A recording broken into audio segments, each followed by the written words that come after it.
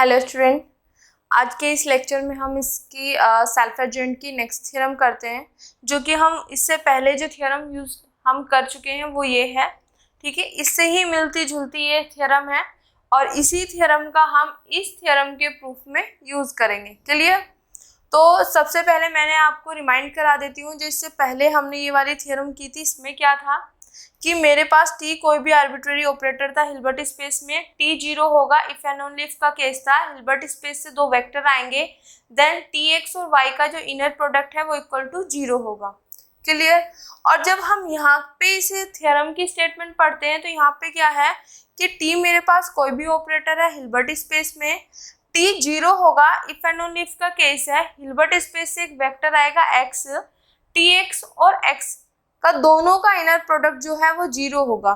तो दोनों में डिफरेंस क्या है, वहां पे हमने दो वेक्टर लिए थे एक्स और वाई, ठीक है, और यहाँ पे हमने सिर्फ एक वेक्टर लिया है, वहां पे टी एक्स और वाई था, यहाँ पे सिर्फ टी एक्स और एक्स है। क्लियर? और यही वाली वो थ्योरम है, ये वही रिजल्ट है जो कि हमने नॉर्मल ऑपरेटर और यूनिटरी ऑपरेटर में काफी जगह यूज किया है। क्लियर बेटा? तो आज हम इस थ्योरम का और इस रिजल्ट का प्रूफ करेंगे कि ये कैसे ट्रू है। क्लियर?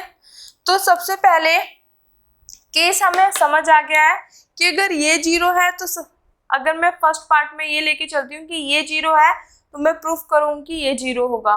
ठीक है, फिर सेकेंड पार्ट में मैं ये चीज लेके चलूंगी, देन प्रूफ करूंगी कि टी बराबर जीरो होगा। क्लियर? तो सबसे पहले हम लिखेंगे बेटा जो की चीज हमें गिवन है, तो हम लिखेंगे यहाँ पे given that T is an operator है ऑन एच में। ठीक है, हिल्बर्ट स्पेस जो एच है मेरे पास, वहां पे मेरे पास कोई भी ऑपरेटर टी है। तो इसका पार्ट फर्स्ट हम करेंगे बेटा, जैसे कि मैं बोलती आई हूँ, अगर इफ एंड ओनली इफ का केस आ जाए तो उसको पार्ट्स में डिवाइड कर दो। पार्ट फर्स्ट कि हमारे पास क्या होगा, मैं सपोज करूंगी, सपोज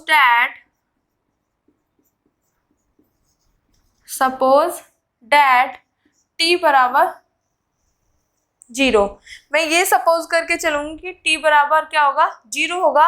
अब प्रूफ करूंगी कि हिल्बर्ट स्पेस से कोई वेक्टर आएगा और टी एक्स और एक्स का जो इनर प्रोडक्ट होगा वो क्या होगा, जीरो होगा। क्लियर?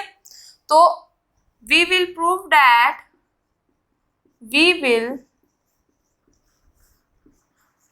दैट टी एक्स और एक्स का जो हमारे पास इनर प्रोडक्ट है for all x belongs to H, ये हम प्रूफ करेंगे। क्लियर बेटा? अब देखो, जैसे कि मैंने इससे पहले वाली थ्योरम में कराया था, मुझे इसको प्रूफ करना है इक्वल टू जीरो, तो मैं इसी को लेके चलूंगी। क्लियर? सेम पार्ट है, सिर्फ वहां पे y था, यहाँ पे x है। क्लियर? अब यहाँ पे now T x comma x, T x और एक्स का इनर प्रोडक्ट मैंने ले लिया। अब मुझे गिवन है कि टी की वैल्यू क्या है, जीरो। अब बेटा जीरो के साथ जो आता है वो उसको क्या बना देता है, जीरो। और हमें पता है कि अगर दो वेक्टर का इनर प्रोडक्ट, दो वेक्टर के इनर प्रोडक्ट में अगर एक वेक्टर भी जीरो हो जाता है तो उसकी वैल्यू क्या हो जाती है हमारे पास, जीरो। क्लियर? दो वेक्टर का इनर प्रोडक्ट है, उसमें अगर एक वेक्टर भी मेरे पास जीरो बन गया तो उसकी वैल्यू क्या हो जाएगी, जीरो। क्लियर? और यही चीज हमें बेटा प्रूफ करनी थी for all x belongs to H. Clear? ये चीज मैं लेके चली, मैंने प्रूफ कर दिया कि इसकी वैल्यू जीरो होगी। कब? जब मेरे पास टी बराबर जीरो होगा। क्लियर? तो पार्ट फर्स्ट तो हम कर चुके हैं, पार्ट सेकंड करेंगे with the help this theorem. Okay,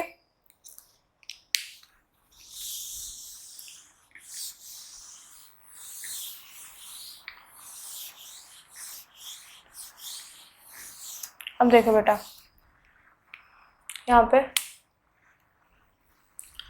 part second में हम क्या लेंगे, सपोज करेंगे।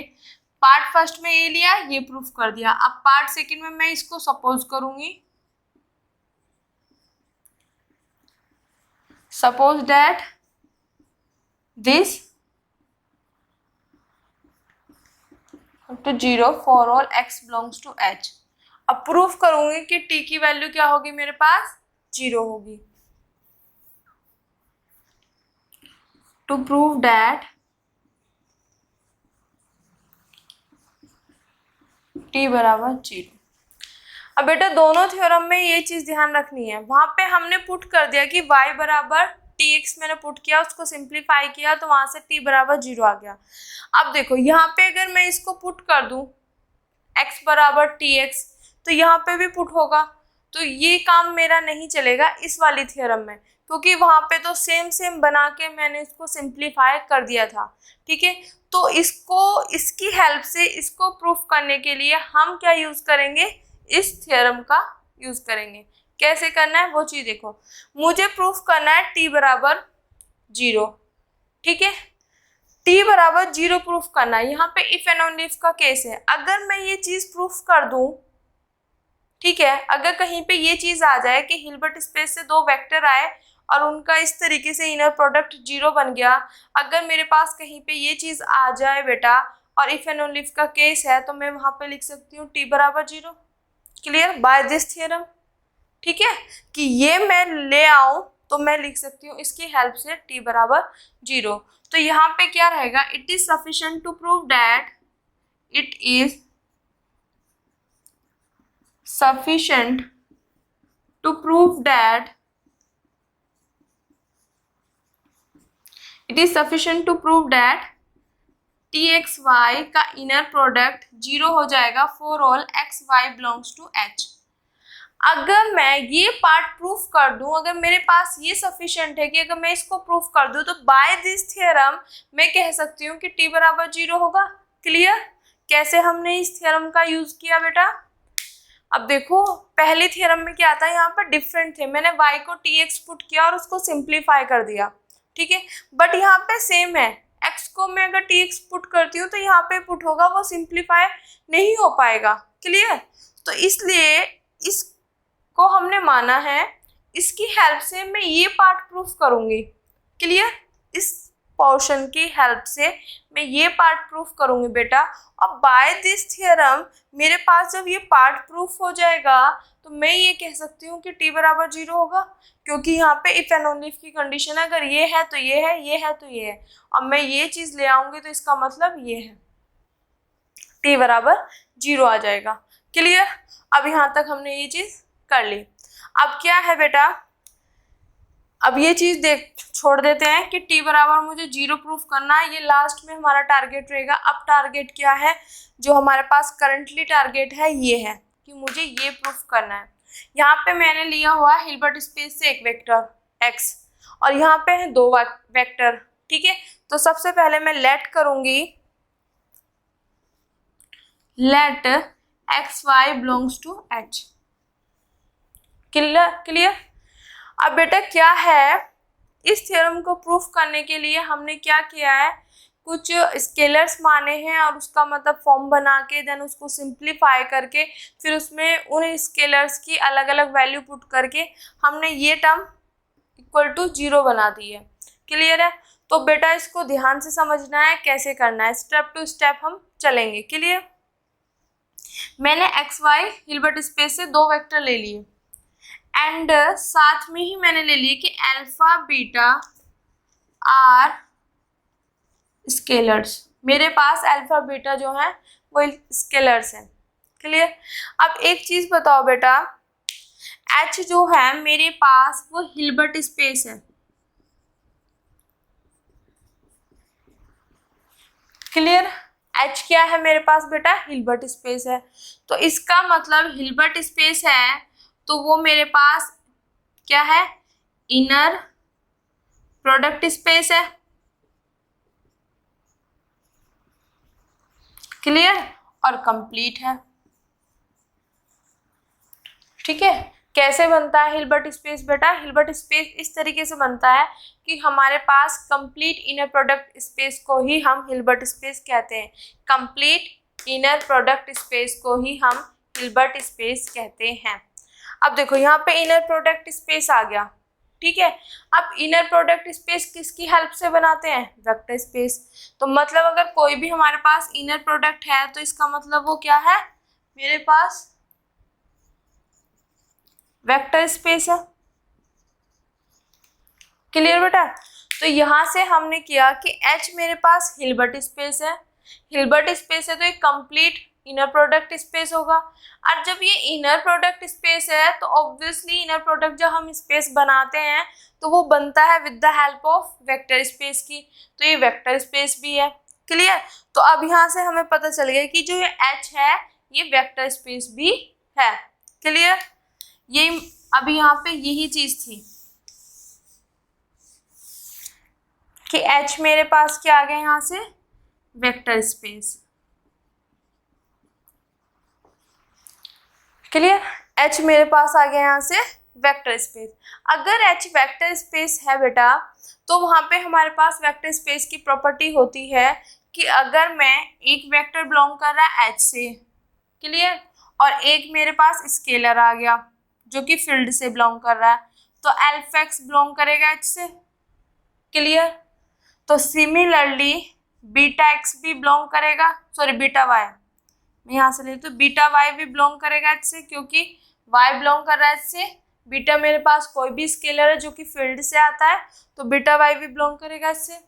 फिर एक प्रॉपर्टी हमारे पास था, अगर U belongs to H, V belongs to H, तो इम्प्लाइज दैट अगर ये मेरे पास वेक्टर स्पेस है तो दोनों का एडिशन भी बिलोंग करेगा H से। तो मतलब U की जगह अल्फा एक्स भी बिलोंग कर रहा है H से, बीटा वाई भी बिलोंग कर रहा है H से। तो यहाँ से मैं लिख सकती हूँ अल्फा एक्स प्लस के बीटा वाई बिलोंग करेगा H से। क्यों? क्योंकि H मेरे पास क्या है बेटा? वेक्टर स्पेस है। बात समझ आई? H हिल्बर्ट है तो वो वेक्टर इनर प्रोडक्ट होगा, इनर प्रोडक्ट है स्पेस है तो वो वेक्टर स्पेस होगा। वेक्टर स्पेस में हमारे पास प्रॉपर्टी होती है कि x बिलोंग्स टू H और अल्फा मेरे पास कोई भी स्केलर अब फील्ड से आ रहा है तो अल्फा x बिलोंग करेगा H से। सिमिलरली बीटा वाई बिलोंग करेगा H से। ठीक है? और फिर हमारे पास वेक्टर स्पेस की एक प्रॉपर्टी और होती है बेटा, अगर उसके दो वेक्टर बिलोंग कर रहे हैं H से तो उनको अगर हम ऐड करें वो भी बिलोंग करेंगे मेरे पास H से। तो ये इन दोनों का ऐड करूंगी इसकी तरह तो ये भी बिलोंग करेगा H से। क्यों? क्योंकि H क्या है मेरे पास? वेक्टर स्पेस है। क्लियर? ये सारी राम कथा मैंने आपको बता दी क्या क्या यहाँ पे किया हुआ है। तो यहाँ पे हम डायरेक्ट लिखेंगे बेटा ये चीज है, तो देन अल्फा एक्स प्लस के बीटा वाई बिलोंग करेगा H से as H is vector space. H क्या है मेरे पास? वेक्टर स्पेस है। क्लियर है बेटा? सारी चीजें बता दी कि H क्या था मेरे पास? हिल्बर्ट स्पेस था, वो सारे इनर प्रोडक्ट स्पेस, तो देन वेक्टर स्पेस, और ये वाली प्रॉपर्टी किस तरीके से आई वो भी। ठीक है? सिर्फ आप इसको अपने जब नोट्स बनाओ ना बेटा तो उसको साइड में लिख लो कि ये किस तरीके से आया है, क्या रीजन है कि ये ऐसे आया है। ठीक है? कि H मेरे पास वेक्टर स्पेस है तो हम इस तरीके से ये वाला एलिमेंट भी, ये वाला वेक्टर भी इसके अंदर आएगा, उससे बिलोंग करेगा। क्लियर? अब देखो आगे जो करना, मैं ऊपर से रफ कर देती हूँ बेटा इसको, ये तो जरूरी है। X बिलोंग्स टू H, अब ये नीट है। अब देखो बेटा ये चीज मैं सपोज करके चली यहाँ पे,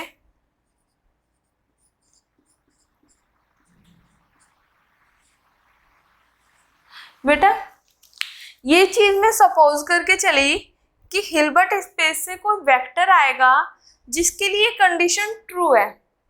क्लियर है? तो बेटा एक चीज बताओ, ये वाला भी तो हिल्बर्ट स्पेस का वेक्टर है और ये सभी के लिए, फॉर ऑल मतलब सभी हिल्बर्ट स्पेस में जितने भी वेक्टर हैं उनके लिए ये कंडीशन एप्लीकेबल है। तो मतलब हिल्बर्ट स्पेस से ये वेक्टर भी है, हिल्बर्ट स्पेस में ये वेक्टर भी तो है, बिलोंग तो करा दिया मैंने। अगर ये सबके लिए है तो ये कंडीशन इसके लिए भी तो होगा, इस वाले वेक्टर के लिए। तो यहाँ पे x की जगह, क्योंकि यहाँ पे x था, यहाँ पे पूरा वेक्टर है, तो इस x की जगह मैं पुट करूंगी ये वाली वैल्यू। क्लियर? कैसे किया? बेटा ये वाली जो कंडीशन मैं सपोज करके चल रही हूँ ये हिल्बर्ट स्पेस के सभी वेक्टर के लिए है, और ये वाला वेक्टर भी हिल्बर्ट स्पेस से आ रहा है, तो मतलब इसके लिए भी एप्लीकेबल होगा। तो यहाँ पे x की जगह हम रखेंगे ये वाली वैल्यू। क्लियर? अब मैं उसको रफ कर देती हूँ और ये भी रफ कर देती हूँ। मैंने बता दिया कि बाय दिस थ्योरम हम लिख सकते हैं। तो बेटा यहाँ पे मैं क्या करके चली थी वो चीज बताओ। ये लेके चली थी कि हिल्बर्ट स्पेस के सभी वेक्टर के लिए अगर ऐसे ये वाली कंडीशन फुलफिल होगी तो ये हिल्बर्ट स्पेस से ये वाला वेक्टर भी तो आ रहा है, ठीक है। अगर हिल्बर्ट स्पेस से ये वाला वेक्टर आ रहा है तो इसके लिए भी ये कंडीशन एप्लीकेबल होगी। तो यहाँ पे मैं पुट करूंगी टी, एक्स की जगह यहाँ पे एक्स था, यहाँ पे ये पूरा है तो एक्स की जगह ये आ जाएगा अल्फा एक्स प्लस के बीटा वाई, और यहाँ से अल्फा एक्स प्लस के बीटा वाई पूरे का पूरा inner product equal to 0। Clear? कैसे आया बेटा? ये सभी के लिए एप्लीकेबल है और ये भी हिल्बर्ट स्पेस से बिलोंग करा, मतलब ये कंडीशन इसके लिए भी एप्लीकेबल होगी। तो यहाँ पे एक्स की जगह ये वाली वैल्यू मैंने पुट कर दी, ठीक है। वहां पे एक्स था तो एक्स पुट किया हुआ था, यहाँ पे एक्स की जगह ये है तो ये पुट कर दी। क्लियर? अब आगे सॉल्व करते हैं बेटा।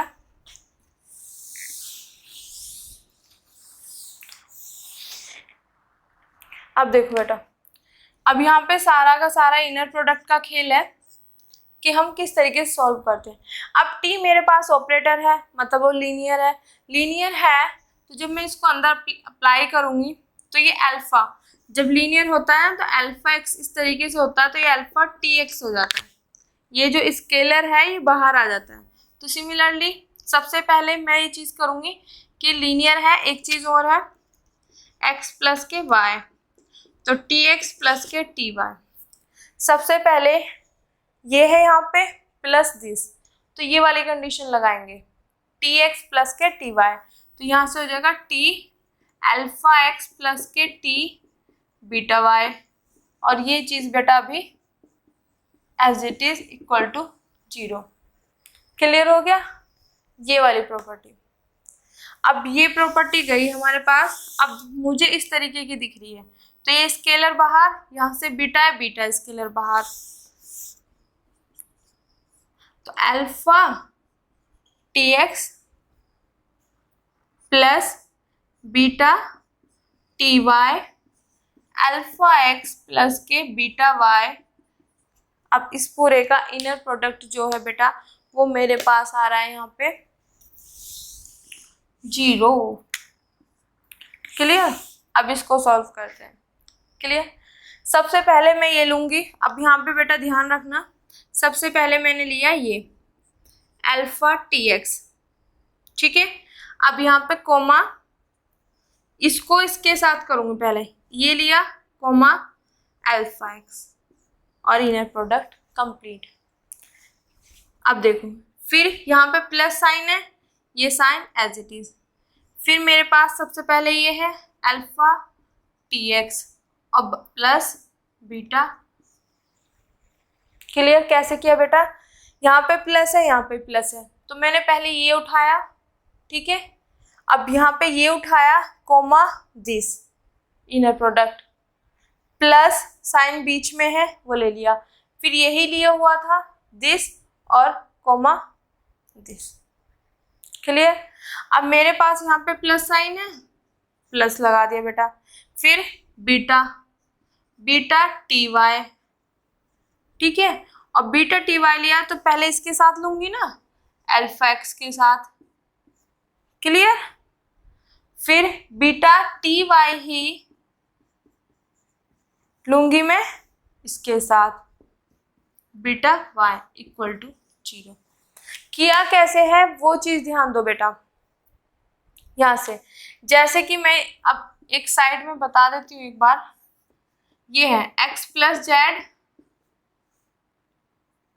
यहाँ पे दिस, और यहाँ पे आ गया मेरे पास y प्लस के ओमेगा, ये आ गया। अब इसको मेरे को ओपन करना है तो मैं कैसे करती हूँ, पहले ये वाला लेती हूँ और इसके साथ इसको करती हूँ, तो यहाँ पे मेरे पास कोमा y प्लस साइन है, फिर x ही लिया हुआ है दिस। क्लियर? तो x के साथ इन दोनों को मैंने इनर प्रोडक्ट की फॉर्म में चेंज कर दिया। कैसे? दिस प्लेस में ये प्लस यहाँ पे पहले x के साथ y फिर x के साथ ओमेगा। सिमिलरली अब यहाँ पे प्लस साइन है बेटा, second y, clear, plus sign है, फिर z omega. Clear? This x y x omega, फिर z y z omega. Clear? अब इसी तरीके से मैंने किया है यहाँ पर। यहाँ पे कैसे किया है? ये वाला था, पहले ये लिया, इसका इसके साथ, इसका इसके साथ, प्लस में प्लस साइन था तो प्लस साइन लगा दिया। क्लियर? फिर यहाँ पे प्लस साइन था, अब इसका तो इन दोनों के साथ हो गया ना पूरा, ठीक है, ये वाला पोर्शन मेरे पास हो गया प्लस साइन, फिर इसका इसके साथ और इसका इसके साथ, ठीक है, और यहाँ पे प्लस साइन था देन प्लस साइन। क्लियर? कैसे करना बेटा? ठीक है, अब ये चीज हो गया मेरे पास, यहाँ तक आ गए हम। अब करना क्या है बेटा, वो चीज देखते हैं। मैंने आपको एक प्रॉपर्टी बताई थी इनर प्रोडक्ट में क्या होता है, जब मेरे पास ए एक्स और ये इस तरीके से, अगर ये स्केलर फर्स्ट प्लेस पे अगर मैं इसको बाहर लाती हूँ तो ये एज इट इज आ जाता है। क्लियर? अगर यही स्केलर मेरे पास सेकंड प्लेस पे है और मैं इसको बाहर लेके आऊं तो इसका कॉन्जुगेट आ जाता है। क्लियर? अब देखो यहाँ पे अल्फा ये वाला फर्स्ट प्लेस पे है, बाहर आएगा तो एज इट इज। क्लियर? पर जब इस अल्फा को लेके आऊंगी, ये इसके सेकंड प्लेस पे है तो इसके ऊपर क्या आएगा? बार। कैसे करना है वो चीज समझो बेटा। फर्स्ट प्लेस पे है तो as it is scalar, second से जब बाहर आएगा तो उसका कॉन्जुगेट। रिमेनिंग अंदर बचा टी एक्स और एक्स। क्लियर? सिमिलरली यहाँ से अल्फा फर्स्ट प्लेस पे बाहर as it is, beta second place पे तो बार। क्लियर? और रिमेनिंग बचा मेरे पास टी एक्स और वाई का inner product. Clear? Similarly beta first place पे as it is, alpha second place पे है बाहर आके कॉन्जुगेट, रिमेनिंग बचा टी वाई और एक्स। अब यहाँ पे देखो फर्स्ट प्लेस पे एज इट इज, ये वाला सेकंड प्लेस से बाहर आएगा तो बार, और रिमेनिंग बचा T y y equal to 0। Clear है? With the help this result. ठीक है, फर्स्ट प्लेस पे है तो एज इट इज, सेकंड से आएगा तो कॉन्जुगेट लेके आएगा। क्लियर बेटा? अब ये काम मेरा यहाँ तक हो गया है। अब देखो बेटा, यहाँ से ये चीज मैं लेके चली थी कि हिल्बर्ट स्पेस से जो भी वेक्टर इस तरीके से आएगा तो ये फॉर्म ये आएगी। ठीक है, अब मैंने अभी यहाँ पे जो लेट किया था वो क्या था, एक्स और वाई बिलोंग कर रहे हैं एच से। अगर ये दोनों भी तो हिल्बर्ट स्पेस से बिलोंग कर रहे हैं, ठीक है, तो ये वाला भी होगा मेरे पास equal to 0 and T y बराबर इसके लिए भी होगा, क्योंकि एक्स भी बिलोंग कर रहा है एच से तो उसके लिए कंडीशन एप्लीकेबल होगी, y भी बिलोंग कर रहा है h से तो उसके लिए भी x की जगह y आ जाएगा, उसके लिए भी होगी।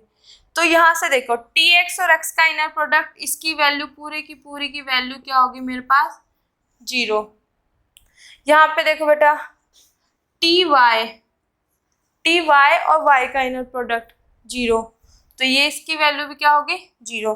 तो ये दो टर्म तो मेरे पास 0 बन गई, रिमेनिंग क्या बची दिस एंड दिस, तो ये चीज मैं लिखूंगी ऊपर। रिमेनिंग बची मेरे पास ये एंड दिस इक्वल टू 0, ये भी 0 देन ये भी 0 और इक्वल टू 0 चल ही रहा था। क्लियर?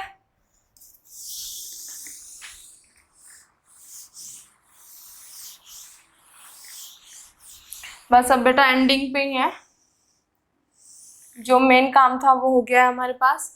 क्लियर बेटा? अब ये चीज़ मेरे पास यहाँ पे इक्वेशन आ गई।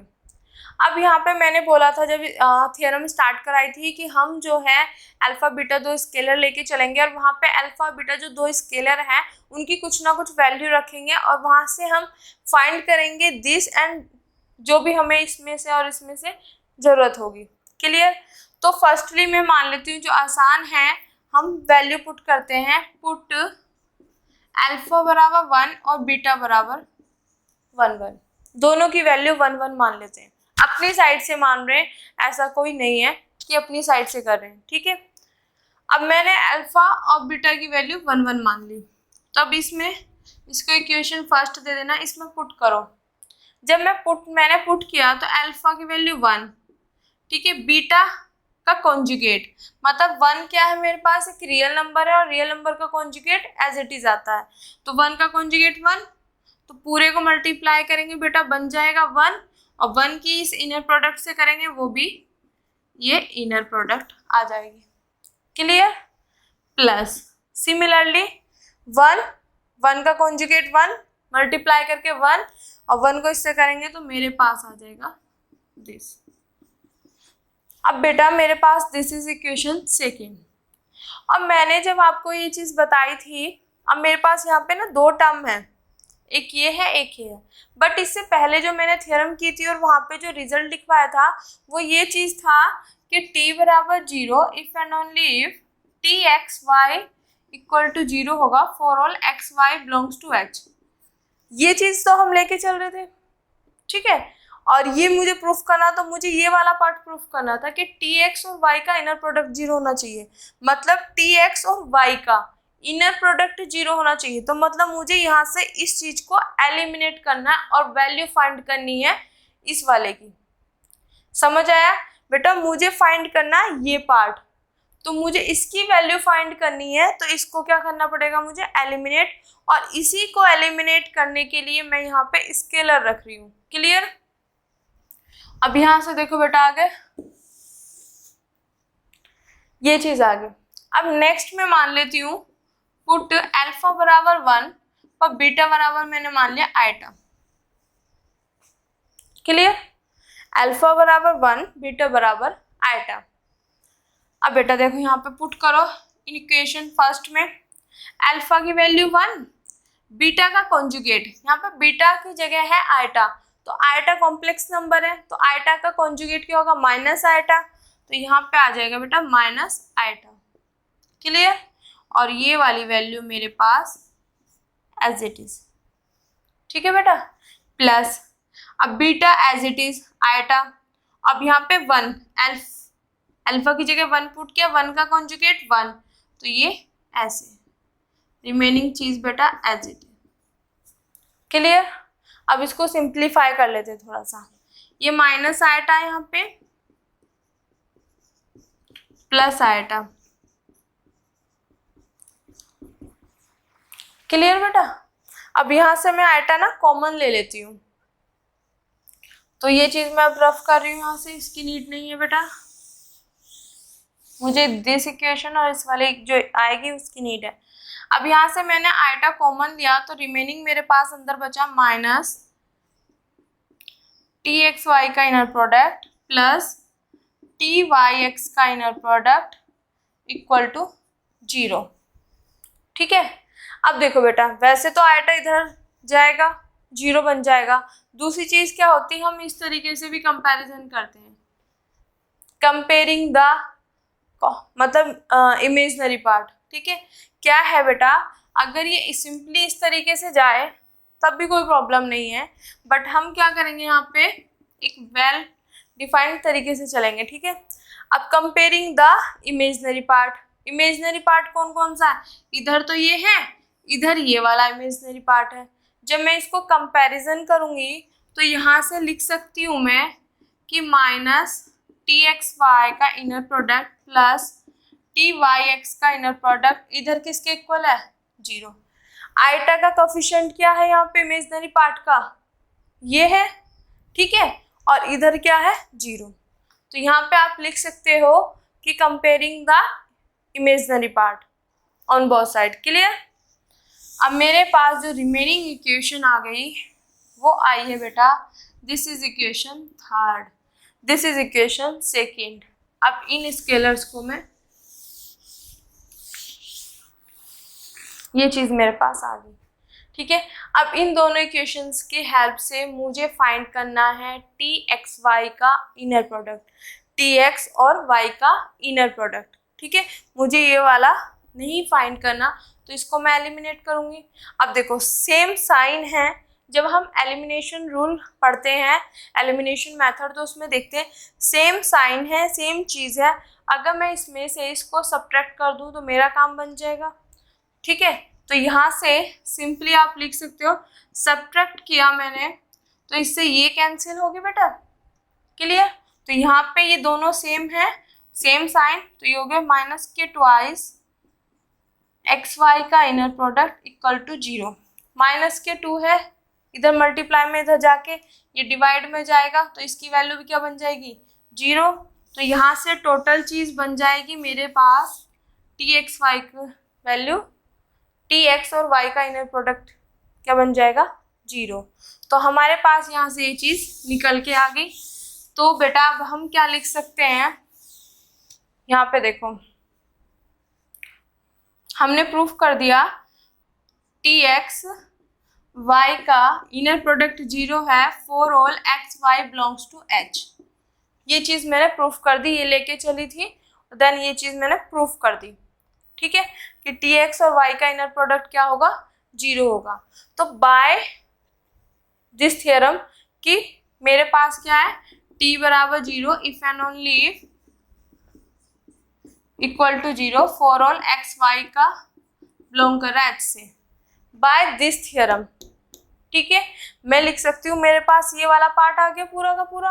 इफ एंड ओनली इफ का केस अगर ये है तो मैं ये लिख सकती हूँ ना, तो यहाँ पे आप लिख देना बेटा, बाय दिस थियरम हम लिख सकते हैं इम्प्लाइज दैट t बराबर 0, जो कि मुझे मेन प्रूफ करना था।